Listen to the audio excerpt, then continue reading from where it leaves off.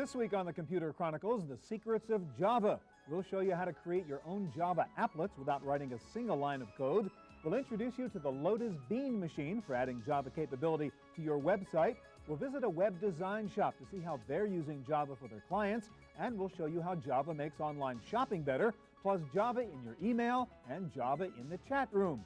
Plus, my pick of the week, an incredible new palm-top device called the Rex. It's all coming up next on the Computer Chronicles.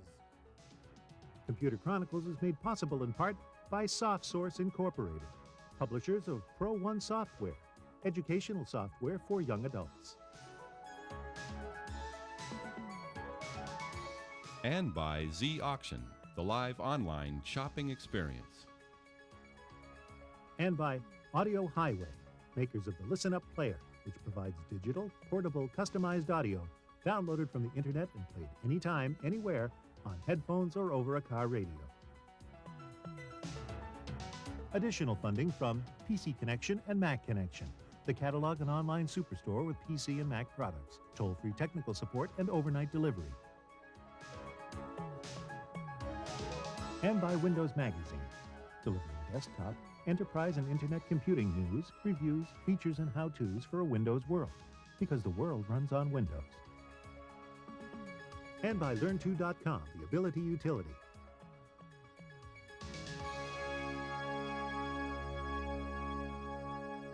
Hi, and welcome to the Computer Chronicles. I'm Stuart Chaffee. It's somehow odd that the national fascination with drinking exotic coffees has coincided with the incredible growth of a programming language called Java and an endless stream of related software products, all named after coffees of one sort or another. Well, today we're going to find out why Java, the software programming language, is such a big deal. And one good place to start is with a new Java authoring system that just about anybody can figure out how to use. And I guess, Frank, that's the point in Instant Coffee. I don't need to know anything about Java code, but I can create a Java applet? That's correct. Let me show you how it works. I could create a text element here. It's about as complex as using a desktop publishing product or maybe even a word processor. I can type Instant Coffee and select an animation speed. When I click the OK button, you can see that the object appears on the screen. If I can move it around with exact placement, or I can stretch it out. When I click on the preview button here, you can see that the animation shows exactly how it'll appear on your website. All right, what about little fishy characters on there? Did I create those in this too? Yeah, this is using traditional cell-based animation techniques. So here's the puffer fish, and here are the different animation cells. And so that's you just got 5 frames that make that animation? That's right. I also have another fish here, which actually moves across a line when he animates. So if I double-click on him, you can see I've got individual cells for him. But I also have kind of an interesting thing in that he has an event where he can talk to the pufferfish. So for example, you can relate different objects. That's correct. This is the 90s, so the world, the world of objects. So what can I do with it? Well, for example, the mouse click here will be sent to the puffer. If I clicked on one fish, a mouse event is sent to the pufferfish to show or hide itself. So when I'm previewing this animation, I can click on him, and that event is being triggered or received by the pufferfish. Right. Now, one of these objects could also be a hot URL, so I could click on it and link to a site? That's correct. I could make this fish link to, say, an aquarium, and this fish link to another website. All right, now, as I understand it, because this is Java, I don't need to download any particular plugin. This will simply run on my machine, right, if I have the basic browsers. That's the beauty of living in the 90s with internet browsers. For at least the last year and a half or 2 years, most browsers have been capable of running these Java applets straight out of the box. All right, it's easy to create the applet. How hard is it now to drop this into my web page? Well, I can click on the Build button here, and this will take all of the objects, compress them down to very, very small sizes, and then fire up a browser to show you your work. Okay. If you wanted to place it in your web page, Instant Coffee does that for you. All right, so we're waiting for a browser to launch right now? That's right. What you'll see is the finished applet showing up on the screen, and here it is. Okay, so this is what it would really look like. Now you've converted it into the HTML that's sitting inside my page? That's correct. So that click on the mouse button makes a pufferfish show up and appear. Any examples of anybody who's actually using Instant Coffee to do, like commercial web pages? Sure. Casio is actually using it to show off their new palm-top computer. And so in this case, you can see the front of the palm-top, but if you roll the mouse over here, you can see the back of it.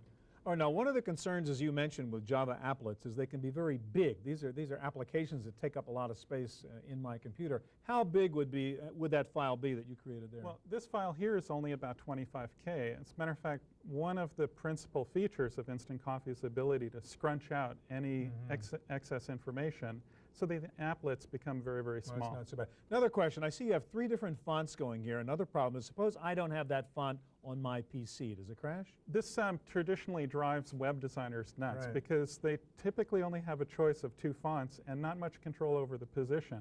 With Instant Coffee, for example, I've got an item here titled Computer Chronicles. I can use any font that's loaded on this system, so like Hattenschweiler. Which I don't have on my system. Right, can be used, and when you ran this Instant Coffee applet on your machine, you'd see the precise font. All right, now how much does it cost to buy Instant Coffee? That's the best part of it. It's only $95. And can I download like a demo on your website? You can download a fully functional trial version from the website at www.webnight.com. I'm going to play with it. Thank you very much. Thank you. Well, the whole point in using Java is to create, as we've seen, compelling applications or websites that can be easily viewed or interacted with on any computer. Java has been very important, therefore, to web design companies who can now create powerful new websites for their clients. Perched on the top floor of a South of Market loft in San Francisco is Web Design, a kind of art factory for the new generation of website creators. Web Design specializes in cutting-edge digital artwork for screen and print. Their online magazine, Dreamcatcher, features interactive art, music, and virtual worlds. The artwork comes from talented designers. The lively interface comes from Java.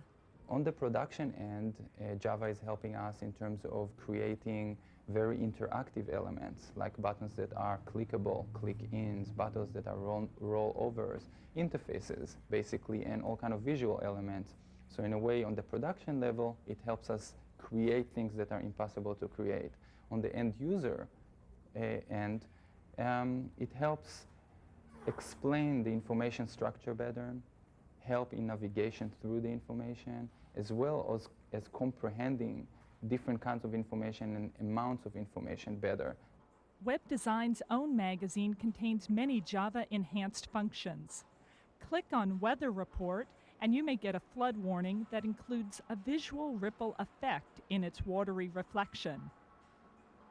Buttons and menu bars respond to cursor movement and location.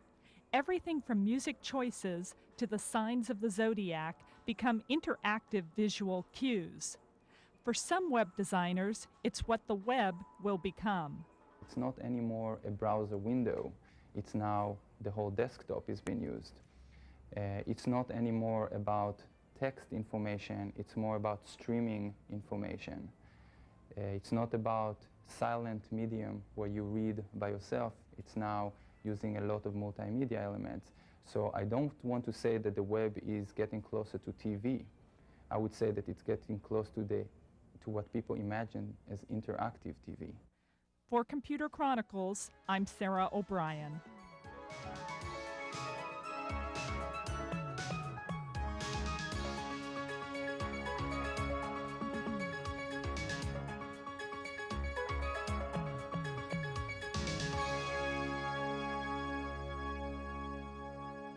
If you're a serious programmer or you're doing web design for a living rather than just for fun, you may want a more powerful Java authoring tool, but still one that is easy to use and doesn't require writing actual Java code. And I guess that's the point, in a way, in the Lotus Bean Machine. I mean, it's pretty robust, but again, you don't have to know all the details, do you, Carol? That's right. You can build multimedia Java applets even if you don't know anything at all about Java programming. All right. Now, you really do. This is your baby. You were the lead engineer on this product, which is the Lotus Bean Machine. Show us how you would actually create an applet using the Bean Machine. Okay. The easiest way to get started is using the wizard to help you create a new applet. A lot of people like to use Java to create animations for their web pages, and so I've gone here to the animation page, and I'll say yes, that I do want to create an animation. And what I have to do is go find the artwork that I want to use, and really all I need to do is click on the first of the numbered GIF files. And it automatically knows the other cells that go with that animation. That's right. And I can preview this to see if it's the one I want, and it is. And so that's really all I want to do for now, and so I'll just click Finish. Mm-hmm. And so the software will go ahead and add that part to the applet for me. Now, does this come with a library of elements like that? Yes, it does. That's what Okay. this palette window is for. Okay. And you can see the different kinds of parts we have. We have ticker tape and nervous text and things like that. All right, so I was able to really just point and click and create that animation. That's right. All right, so what else can we do? That's right. There's also other categories of parts, and we'll go here to this networking category. Another thing people like to use Java for is to control the navigation on their website. And for that, we might use this part called the headline. And what I'll do is click on it and drop it here into the applet where I want it to go, just below the animation. And I can use the cursor keys to get fine positioning of that and get it exactly where I want it to go in the applet. And now here in this details window, you can see all the characteristics of that part, and I can go and change some of its properties. The way this particular part works is that I set the text property, and I fill out the list of sort of catchphrases or headlines that I want to display. And so I'll enter a couple of them here. Okay, so you'd be creating a hot link inside that banner there. That's right. And what I want to do is when the person clicks on this phrase, I want to go to a particular URL. And so I'll just type that here. And I'll just have them go to the Lotus homepage. And I could add another one. I'll just add something like just another phrase here. Just to get the idea. Another place to go to get the link. That's right. I won't bother to type the link Got this it. time. And now when I press OK, you can see what this looks like. And this will have a little bit of an animation of its own as it runs. All right, can you show us an example of how to actually drop this into an HTML page and see what it would look like? Sure. The next step to finishing this up would be to publish the applet. Right. And we've got a wizard that helps you do that. And I won't bother to save it, but I'll go ahead and bring up this publish wizard. And all I would have to do is fill out the logon information to my remote web server. Okay. And then when I click finish, all the necessary files would be copied out there for me. All right, so can you show us, though, what this would look like for real? We've got Netscape Navigator 4.02 That looks running familiar. here. Yes, this is the Computer Chronicles homepage, and we've added the Java applet here to give us Redesigned our webpage. We That's didn't right. pay you. That was great. That's right. So we've added some multimedia and interactivity here, and when I click on this link, then we would go to the Lotus homepage. All right, now explain this important notion in the Bean Machine of reusable Java beans. Yes, anything that you already have that's written in Java, you can add to this palette.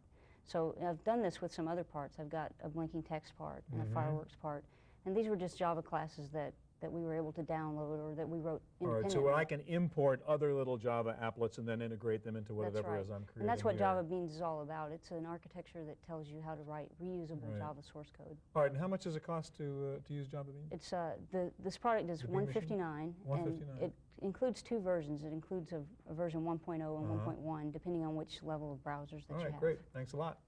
All right, well, Java is more than just about fancy websites. You can use Java to do all kinds of cool things in the digital world, and one of the hot new areas for applying Java is email, and I guess that's what you guys are doing with Novita Live Letter. Show us what you can do with Java inside email. How does it make email different? Well, first of all, we set out to enhance personal communications on the internet. So with this product, you can see it's not just a plain text message anymore. And this is an example of a message. So we're looking at, it looks like a web page, but this is email I'm looking at. Right. Which has a photo. Does it have sound actually in there? Actually, it does. This is Jason's new puppy, and the person also, Rhonda, sent along a little sound effect. So this is with an that. email I could have sent to a family member on Right. the other side of the country or something like that. Right, exactly. Also, Live Letter works especially well with digital cameras, so I'm going to go to the central page for navigation. Yeah, that's what I want to ask you. How did I get that photo in there of the kid? Okay. A few moments ago, I took some pictures around the set, and I'm going to select those pictures, and I'm going to bring up, in this case, a photo album. We have several photo albums to choose from, and here's a greeting card photo album. And I would go in, add my text to this message, to the greeting card. Type in some text here. And you notice if I flip this over, I could also add audio. And if I flip this over, we've got the pictures that I took earlier. So you really create a postcard kind of email with pictures and Exactly. And this is a Java applet, so we actually send Java applets. Got it. Now, next thing I understand, I can actually import a web page into my email? Well, sure. The product, with this product, you could actually browse the web. There's really no difference between browsing the web and looking at your email. They all look the same. But if I wanted to say, hey, look at this cool site I found, and here's the home page. Sure. Here's an example of where we went to a page. This is the Garfield page. And we actually used that page as the basis for our email. And you can see this is the exact page, but we also went in and added some annotation to it. And it says here, hi, Sean, here's the Garfield page that I was talking about. And just to give you another idea of how easy it is to go in and create pages like this, I'm going to go down and actually create a page. So I'm going to grab this picture from this page. I can send the entire page, or I could grab Java applets, or I could grab images. And I'm going to go and start a new message. And I'll add that now to this page. And then I'll go so down. creating one of these Java emails is just point and click again like we've seen before. You don't have to know anything about programming. Right. Exactly. And we have this concept of smileys. These are kind of the expressions that people generally would put into email right now. Emoticons replaced by actual different smileys. So All right, now let me show us one other thing. One thing that's really cool is you have, I guess, what you'd call interactive email. Show us an example of that. This is one thing that is really exciting to me. We have the concept of interactive mail. Since we can send Java applets, here's an example of a Java applet that somebody created. And in this case, it's a chess game. So this is the message that was received. Right. And I'm going to reply to this message. Well, I can actually make a move in my email and then send it back to the guy who sent that to me. Exactly. So here I'm replying to this message, and I'm going to make my move. There, I'm attacking his queen.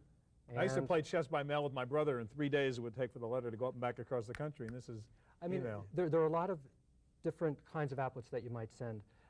This acts like an accent, I think, to the rest of your message. Yeah. It's something that's fun to do, when it. Okay, a couple of questions.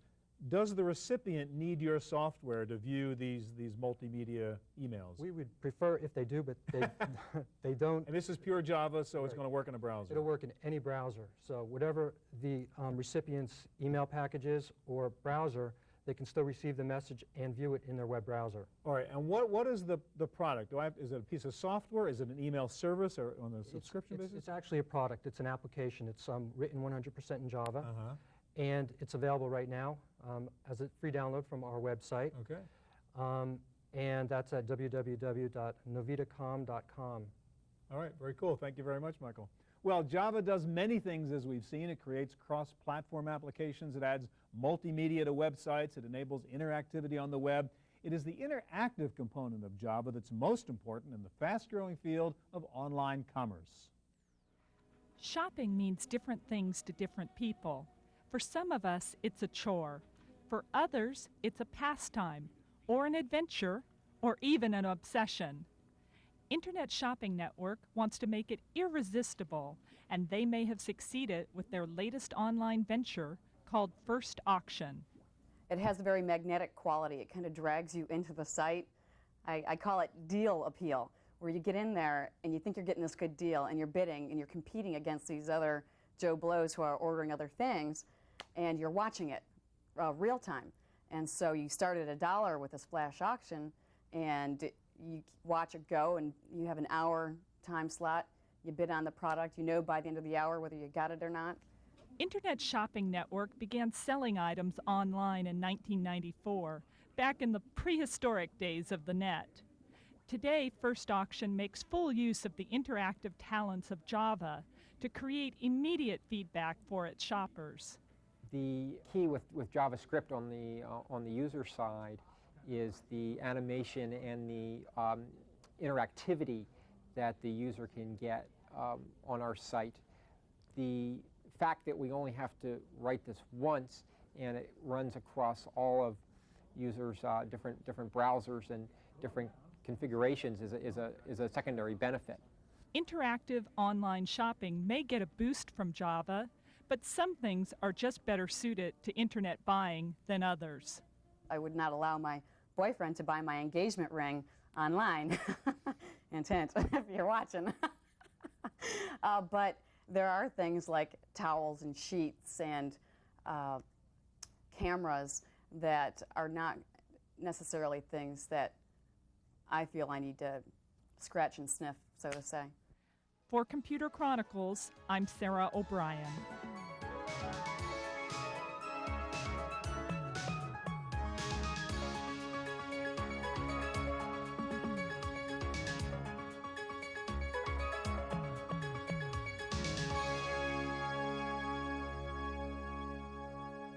So far, we've looked at using Java on websites and electronic commerce and in email. The final Java environment we're going to look at is chat, because once you Javatize a chat room, you open up all kinds of new possibilities. And Dean, I guess that's the idea behind CUChat. Now, what I want you to explain is why this is different from other chat rooms in which we have avatars and so on. Why does Java make it better? The first reason that CUChat is better is that it enables people to engage in chatting communication without having to download and install a plugin or anything like that.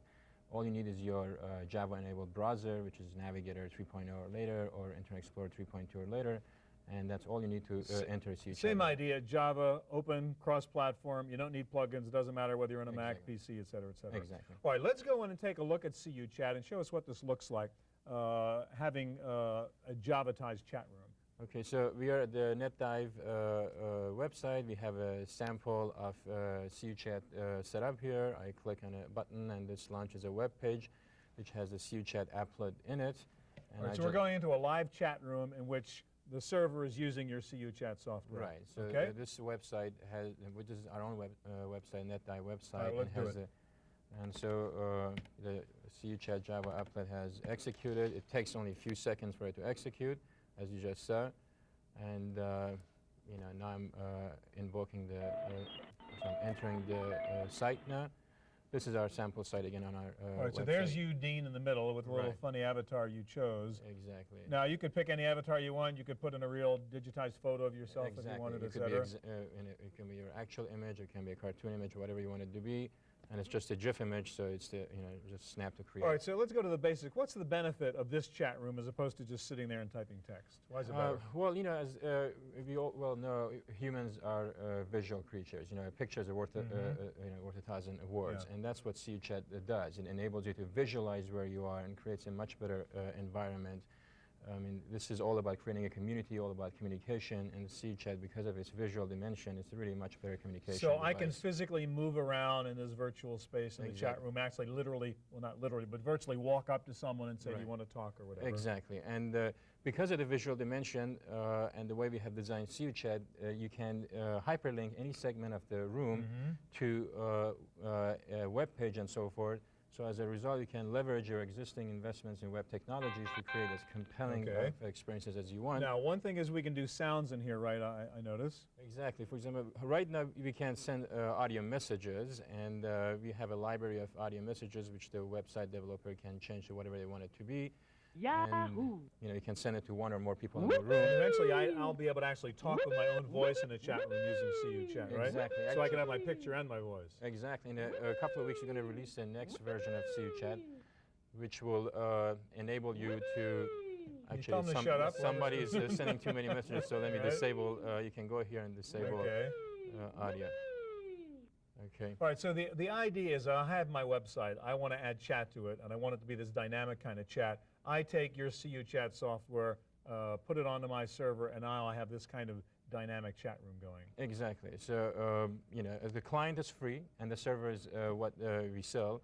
And, you know, by adding CUChat, you can make your website come alive. And so I don't need to download a plugin, and so because most people don't actually do that if you ask them to do it, so it really does work is the point here also. Exactly. This is sort of a fun sort of play chat room environment. I would assume you could use this in business, in e-commerce? Absolutely. You know, actually, most of the sites I've bought it are using it in commercial purposes. For example, let's say a site once is selling widget, whatever, selling music and so forth. You can hyperlink any segment of the CUChat room to a web page, and as a result, enable people to be talking with your salespeople or with other people while they're filling an order form, while they're listening to streaming audio. Or even use it as a sort of video conference, right? I mean, you could have a business meeting between your office in Paris, your office in San Francisco, and use that CUChat. Oh, absolutely. All right, Dean, thanks very much. Thank you. All right, that's our look at Java. I'll be back in just a moment with my pick of the week.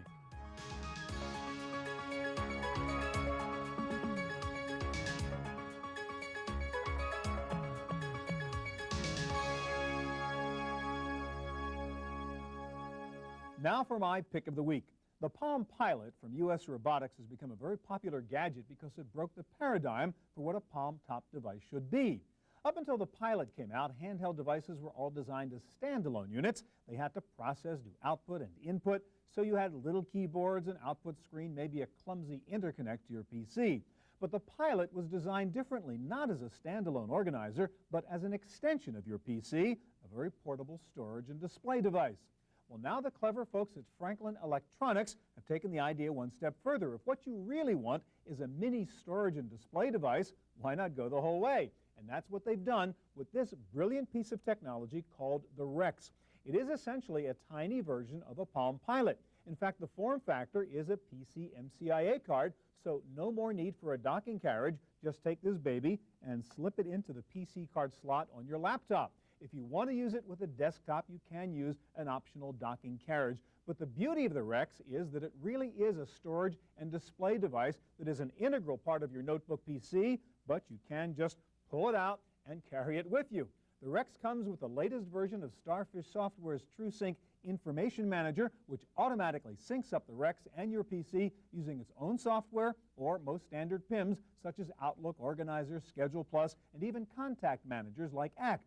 The Rex has 5 simple control buttons, an incredibly clear screen, and 6 main functions: calendar, Rolodex, to-do list, notepad, world clock, and a preferences utility. The screen, in fact, is so easy to read, you can actually use this notepad function to carry around speaker notes. It runs for 6 months on 2 watch-style batteries, which are included. There is one catch on the Rex. It has no input capability, no keyboard, no pen. You can only input from the PC.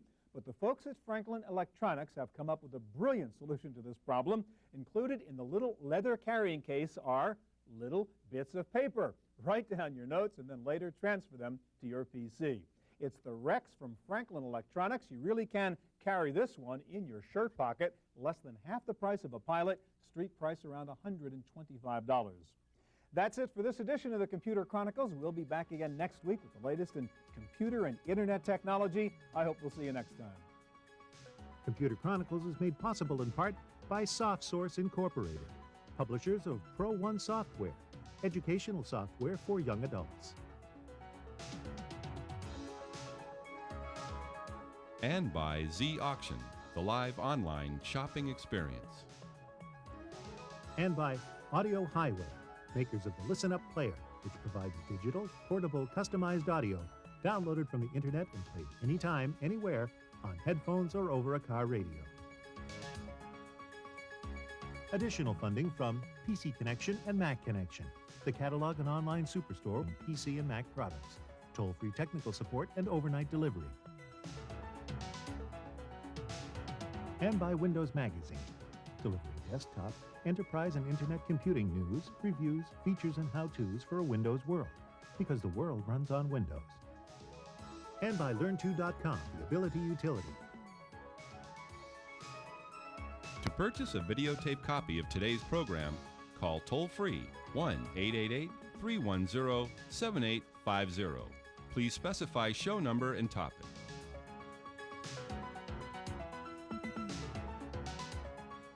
Next week on the Computer Chronicles Virtual Universities, we'll show you how you can apply for college online. We'll show you how to go to college online. We'll visit one university that has just received a donation of $6 million worth of computers, plus a look at the University of California's online extension division, and a website where you can take credit courses in computer science, plus Stewart's Pick of the Week, a very special kind of word processor called Scriptware. It's all coming up next week on the Computer Chronicles.